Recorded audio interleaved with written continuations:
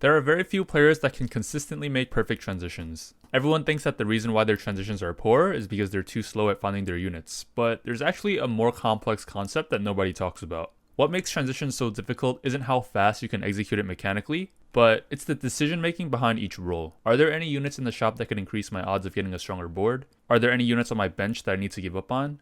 Is this shop an indicator of whether or not I should commit or pivot? Do I need to keep rolling or am I stable? Hundreds of these decisions need to be made in the span of 30 seconds during your transition. In this video, I'm going to go over how to know what units you need to hold during your transitions and how to properly execute your transition mechanically. So there are two main topics to transitions. The first topic is which units you need to hold during your roll down. And this topic might seem a bit complex at first because when you watch a lot of streamers or pro players, usually their bench is full and they're rolling down every single second making these decisions on which units to sell and which units to buy. But let's first take a moment to really understand why we hold units in the first place. So in my current spot, I have a 2 brawler frontline with a Kha'Zix pair and a Gragas pair. And let's pretend that these 5 units I have on the bench don't exist. In this spot, the only units that I could get in the shop that would make my board stronger is going to be hitting my Gragas pair, hitting my Kha'Zix pair, or getting a set to replace the Warwick. But because we held these units on our bench, it essentially gave us 2 more outs in the shop that we could hit that could make our board stronger. So for example, because we held this Kalista pair and because we held this Aatrox pair, now that we hit this Kalista in the shop, my strongest board is no longer this 2 brawler board. It's going to be the Legionnaire board instead. And this new strongest board would not have been possible if we didn't decide to hold these units. And what you should be thinking when deciding what units to hold is how can I maximize the chance of me getting a stronger board within the next shop? So let's take this concept we just learned in the early game and try and apply it to late game. So when you're rolling down late game and you're playing towards an AP comp like Karma, you usually want to hold on to Vel'Koz as well, because let's say for example you only hit 1 copy of Karma, but you manage to hit 3 Vel'Kozes. A lot of the times you just want to sell off the Karma and commit onto Vel'Koz with these items because these items are pretty flexible on both units, and it's a lot better to just sell your Karma and commit onto a Vel'Koz board here and just play your strongest board. Because even if you roll down to 0 gold, there's no guarantee that you're going to hit this Karma too, but you already have a Vel'Koz 2 to play around, so why not just play around this Vel'Koz? And another example I could give you is, let's say you're trying to play around Jax and you have a Bloodthirster and a QSS, but you manage to hit 2 Dravens and 2 Mordekaisers because you were holding on to them. You want to pivot out of Jax here and then play around Draven and Mordekaiser instead, because Bloodthirster is really good on Draven and QSS is really good on Mordekaiser. And another example I have for you is, let's say you're trying to play around Draven, but you hit 3 Aphelioses. Right now, in the current meta, is actually not the greatest idea to play around Aphelios, even if you hit Aphelios too, because Aphelios right now isn't a real unit. But in the future, when the meta is more balanced, if you're playing around an AD comp like Draven, you want to hold both Draven and Aphelios, because let's say you don't hit Draven, but you hit a 2-star Aphelios, you're just going to be playing the Aphelios, because it's what guarantees you a strong board. So let's take this concept one step further and apply this to your frontline units as well. If you're trying to play around Karma, chances are you want to hold all your Invoker units that play around Karma. So for example, Ivern, Syndra, and Soraka. And because you're holding Vel'Koz as your backup, you want to hold all the frontline units that support Vel'Koz. So right now in the current meta, Abomination Spellweaver is very popular. So you want to be holding your Bran, Nunu, and your Ryze. Let's say you hit the Karma 2. You want to commit onto the Karma board here, sell all the Vel'Koz units, and use the rest of the gold to 2-star the rest of your board. But let's say you hit your Vel'Koz 2 instead. In this case, you usually want to commit onto Vel'Koz, and then you could sell all your units from the Invoker angle and commit onto the Spellweaver Abomination side instead. The same example can be applied here. So if you hit the 2-star Draven, you want to sell off all your Rangers to finish rolling down. But let's say you hit the 2-star Aphelios, then you want to commit onto Aphelios. And finally, let's take this concept and apply strongest board to it. So let's say you're planning to play around Jax, and you decide to hold Dravens and Mordekaisers in case you don't hit your Jax. You want to be holding all the Legionnaires and Forgotten units to support the Draven frontline, and you want to be holding 5 Skirmishers to support Jax in case you decide to play him. So normally, let's say you hit this 2-star Draven, you want to sell off all your Skirmishers and try to play around your Draven board, but if we apply strongest board to this concept, let's say you hit a 2-star Draven from the left side, a 2-star Diana from the left side, and a 2-star Mordekaiser, and let's say from the right side you hit a 2-star Trundle and a 2-star Pantheon and a 2-star Kennen. Even though you hit the Draven too, you don't need to completely sell off all the units from the other angle. So in this case, your strongest board is just going to include all your 2-star units, something like this. And then you could just sort of mix and match the units you 2-star from both sides. This is the absolute best way to play your transition and your roll down, because by holding units from both sides and holding pairs from both sides, it gives you the highest chance of creating the strongest board possible with the least amount of gold. If you want more information on how to play your strongest board, I actually made a comprehensive guide on it in my last video, so you could go check it out after. Also, if you're enjoying the video, I would really appreciate it if you like the video and subscribe to my channel. So the second topic is how well you execute your roll down, which is highly mechanics based and is pretty easy to fix. I'm just going to quickly go over this. You actually want to start your transition during the creep round and complete as many actions that are doable on this turn so you don't have to do it next turn. So the first thing you want to do is sell all your useless units and then place the key units that belong in your final comp onto your board. Put all your slammed items onto your designated units to save time. And you actually want to roll down to 30 or 40 gold here. And the reason why is because let's say you don't roll down to 30 or 40, you're going to have to roll 25 times in the span of 30 seconds next turn. Most of the time, it's actually worth giving up 2 gold of econ to be able to ensure most of your roll downs are optimal. And realistically, not even the top challenger players could roll 25 times in the span of 30 seconds and make optimal plays. So since we're all human here, it's more realistic to roll down to 30 gold and give yourself a lot more time to transition. So after the creep round, you're going to have 30 more seconds to transition your board. And to save time, I recommend you use E to sell your units, use D to roll, and use W to place your units on your board. This is going to save you a lot of time because these actions require 2 clicks normally, but if you use these hotkeys, it makes it 1. Once you have 5 seconds left, you need to stop rolling and use this time to position your units and figure out what units on your bench need to go into your board. And after the round starts, you could take this time to slam all your remaining items onto your units. If you weren't able to finish rolling down or you're not stable, you want to continue rolling down next turn and apply these same concepts. So now that we know how to properly execute a transition and what units we should hold, let's go through some real game examples while applying these concepts. Also keep in mind that these clips will have a few misplays because all of these decisions are being made in split seconds and I'll be sure to point them out. With that being said, let's get right into it. So this is an example of one of my transitions. I'm just going to pause it at key moments and explain to you my thought process. It's a pretty good indicator that I'm trying to play around Vel'Koz instead of Karma because Karma usually needs blue buff to do well, whereas Vel'Koz needs Shojin. So from this spot, I'm just going to pick up every high priority unit that belong in both the Vel'Koz and Karma comps. So in case I don't hit the Vel'Koz, I could just pivot to Karma instead, even though I have scuffed items. I pick up a single copy of Karma and I end up hitting the Lux 2, which is huge. And I actually end up getting a Karma pair, which is really good in case I don't hit Vel'Koz. I just roll down to 30 gold here so I don't have to do it next round because I'm not going to have enough time to roll down all my gold in one turn.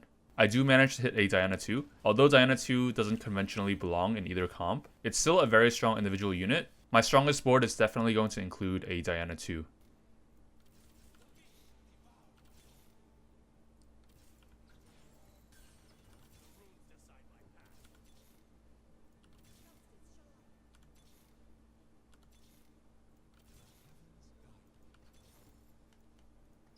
So from this spot, I managed to hit a Tarik 2, which is a really good frontline unit for both Karma and Vel'Koz. So I decided to pick it up. And one thing to point out here is that I do end up hitting the Vel'Koz 1. But from this point on, I decide not to pick up this Vel'Koz 1 because I'm almost out of gold. And the chances of me hitting a Vel'Koz 2 with this little money is very low. And because I already have a Karma pair, and because most of my frontline is angled more towards Karma instead of Vel'Koz, I decide not to pick up the Vel'Koz here because the chances of me stabilizing from a Karma pair is a lot higher than stabilizing from a single Vel'Koz with no money. And the fact that I got dropped this extra tier from the creep round enables me to carry my Karma instead.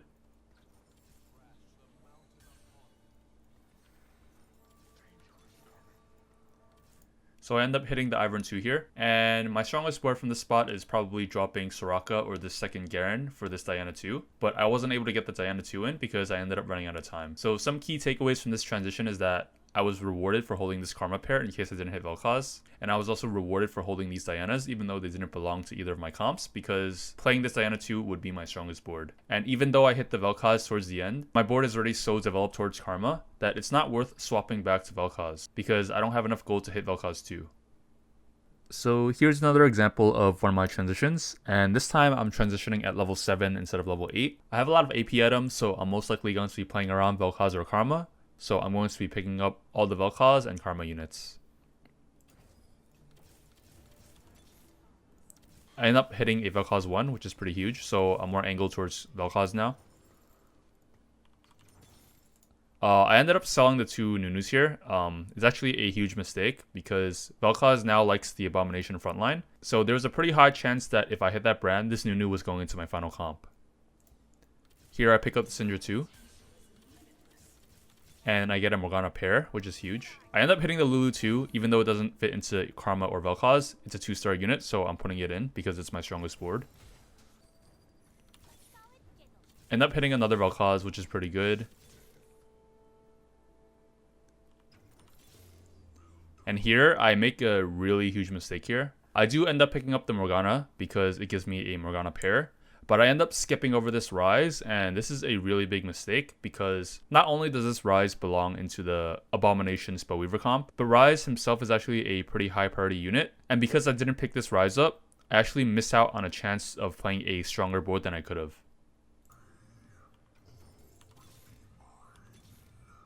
I hit the Morgana 2 here, so because it's a 2-star unit, it's going into my final board. I end up hitting the Lux 2 and the Zyra 2, which is really huge. Let's just take a look at my board right now. I have a Lulu 2 and a Morgana 2, two units that don't conventionally belong into a Karma or Vel'Koz board, but because I held these units, look at how strong my board is. I have so many 2-star units. And the one thing I really regret is not picking up that Rise, because let's imagine that I did pick up this Rise. If I replace this Mordekaiser with my Rise, my board would actually be so strong right now because I would have 4 Mystic and most of my board would be 2-starred. Instead, now I probably have to play around this Mordekaiser, which is actually a dead unit right now. So probably Karma would be better here. So the key takeaways from this transition is I was rewarded for holding these Morganas, and I was also rewarded for holding these Lulus. And I was punished pretty hard by not holding that Rise, because if I held that Rise, I would be able to make a much stronger board than what I could right now. So here's another example of one of my transitions. From this spot, I'm going to be playing Vel'Koz again, and I already have a pretty good frontline. I'm planning on playing the Abomination frontline here, and the issue is I don't have another brand, but all of my items are stuck on my brand. So not only do I need to find Vel'Koz, I also need to find a replacement brand so I could maintain this Abomination synergy. Here I pick up all the high priority units like Rel, Viego. I managed to hit 2 copies of Vel'Koz, which is pretty huge. And I also need to pick up all the Spellweavers to support my Abomination Spellweaver comp.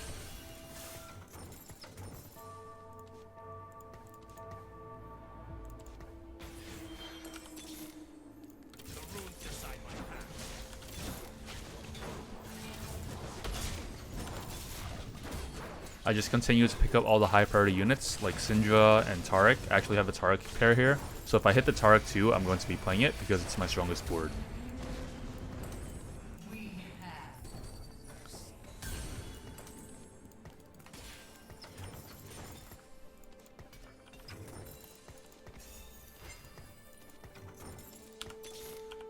I end up hitting the Taric 2, which is really huge for my front line. And from this spot is really important because I actually end up hitting the Vel'Koz 2 really early. But the issue here is that during my transition roll down, I wasn't able to find a single replacement brand at all. So I am not able to play the Abomination synergy. Now let's imagine a situation where I didn't decide to hold these Rels or Tarics. My front line here would be non-existent because not only did I not hit the brand to get the Abomination synergy, my only front line would be this Rise 2. But because I held on to these random 4-cost units that don't belong into my final comp, I was able to hit a 2-star Rel, a 2-star Taric. So I don't need to keep rolling here to stabilize because my front line is already established with 2-star units, and I already have a Vel'Koz 2. So some key takeaways from this transition is I was rewarded for holding on to pairs of 4-cost units that don't fit into my comp. Because in the end, I ended up not hitting the brand, so I'm not able to play the Abomination frontline. But since I have this Taric 2 and Rel 2, they're a pretty good replacement, and because I hit this Vel'Koz 2 early, I would be able to push 9 really quickly, whereas in the other situation, if I didn't hold on to these units, I would have to keep donkey rolling at level 8 praying I hit a brand. If you made it this far, congratulations. Transitioning properly is a very hard skill to learn, and the truth is, even I still struggle with it. Since I'm still a small YouTuber, I would really appreciate it if you guys liked the video and subscribe to my channel, or even just send this video to someone that might find it helpful. Also, let me know down in the comments below what kind of videos you would like to see from me, since I'm still experimenting with different types of videos. Thanks so much for watching, and I'll see you guys next time.